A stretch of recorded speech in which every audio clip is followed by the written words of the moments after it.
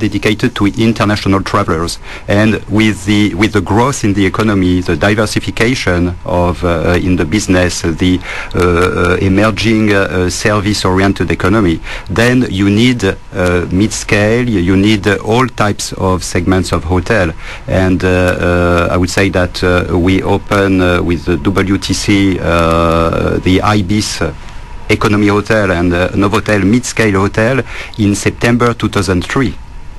Which was quite innovation at the time.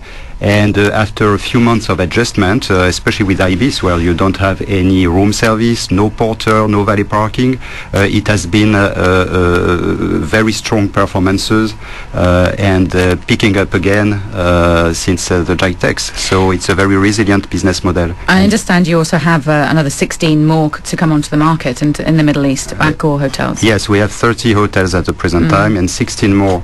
And what is significant, what is important is that we have a split in terms of segmentation, and within our current pipeline we have 55% only in the economy segment for the IBIS brand, plus Novotel, which is a mid-scale brand. So we have a split which is much more a split that you can see for mature markets. Instead of adopting the trend which has been initially the one we had in Dubai with 5-star properties representing 80% or 90% of the branded hotel development. We must go to a quick breather, but I am still curious to understand where these people are going to come from and why they're going to come here. I mean, again, some other figures have come out. There's an additional, I think it's 13,000 plus rooms by the end of 2009. Which is a phenomenal amount of rooms. I mean, from what I think, where are the people coming from, and what are they going to do when they get there, and how have hotels, in fact, researched to understand that they are fulfilling the needs of these tourists coming here, and you know, what are they looking for? Are they looking purely for price? Are they looking for entertainment value? Are they just looking for a little week in the sun? A place in the sun with a fair price, you know, to get you there and to kind of stay there for the week or the 2 weeks that you're there. Just some of the questions that we're going to be talking about when we come back. We'll also bring in the whole interior design angle as well with Christian. Do join in the discussion if you've got any questions at all for us or for the guests. 4001 is the text message number, and 431010 is our phone number. Good afternoon, welcome back to the show. One of our listeners has texted in, please don't make Dubai into the Benidorm of the 80s. That might be a good point to return to our discussion. We have a whole host of gentlemen in the studio talking to us about the hotel industry and really how they expect it to evolve over the next few years in light of the current economic downturn internationally.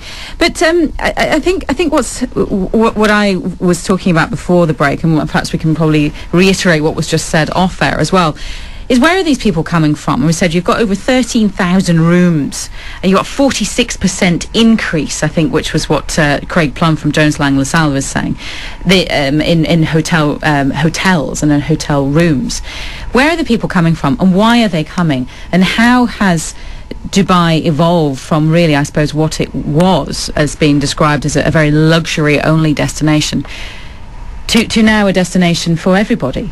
And I think diffusing it's diffused it, but we're not just talking about tourists. We're not just talking about people who want to have a place in the sun. Dubai has very much diversified itself, I think, as well into a destination for business, for you know, the amount of exhibitions that we have here.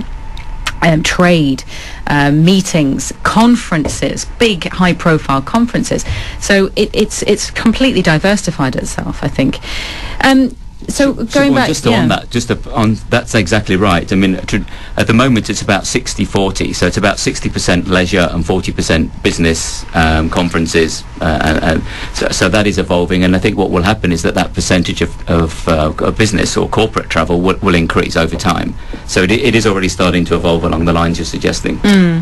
But let's bring in one of our other guests, Marco Haitonen, who's the area Vice President for Residor Hotel Group. You have 25 hotels, I believe, in the region, with a view to opening more.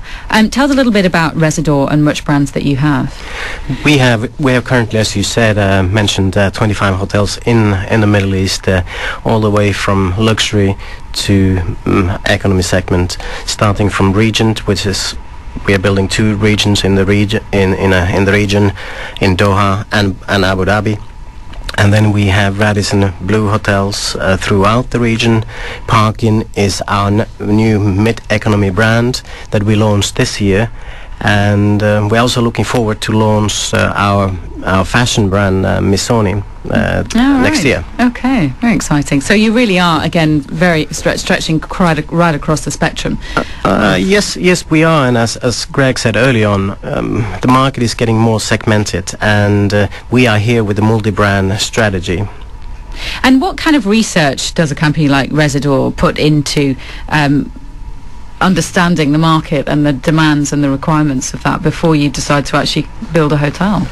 Well, naturally, we do our homework and projections and work very closely with the owners and developers when it comes to new projects. But what are the projections actually based upon?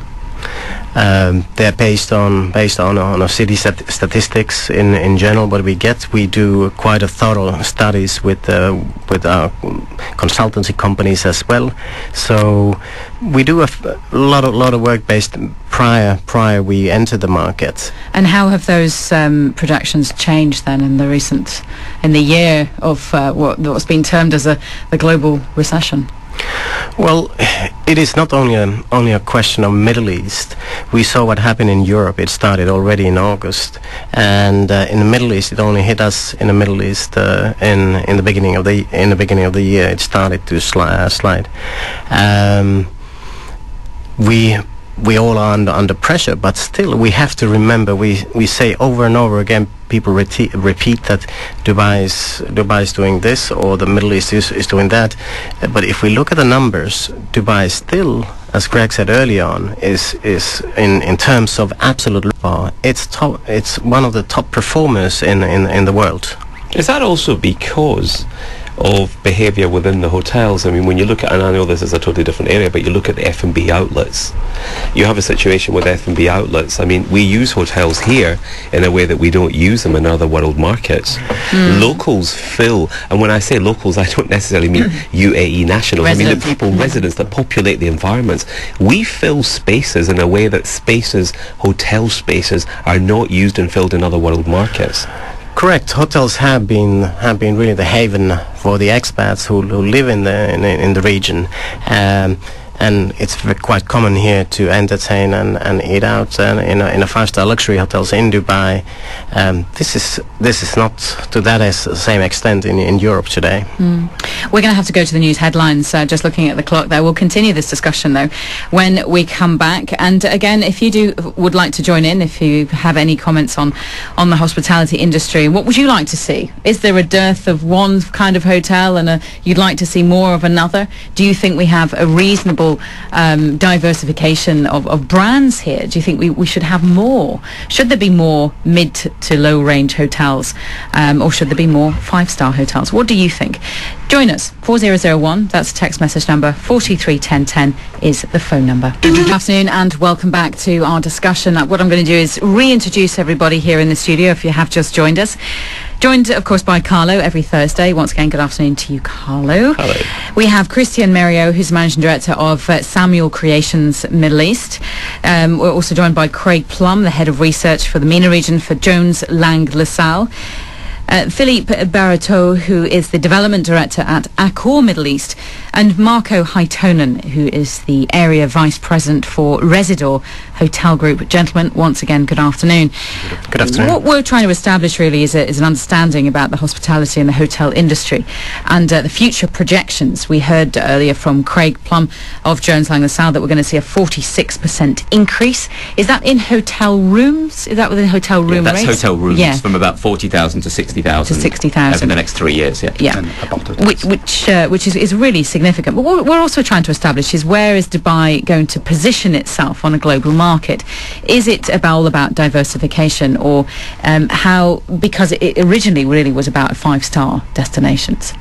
But That originally, we're seeing a lot of these mid-range to low-range hotels coming in. but to accommodate.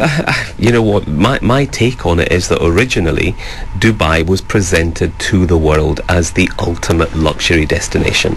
You look at the role of Dubai Duty Free, you look at the role of Emirates, you look at the events that they put together to position Dubai on the world map. Clearly now you've got this downturn, you've got a whole lot of hotels being built. Dubai was diffused into the mindset of consumers in other countries.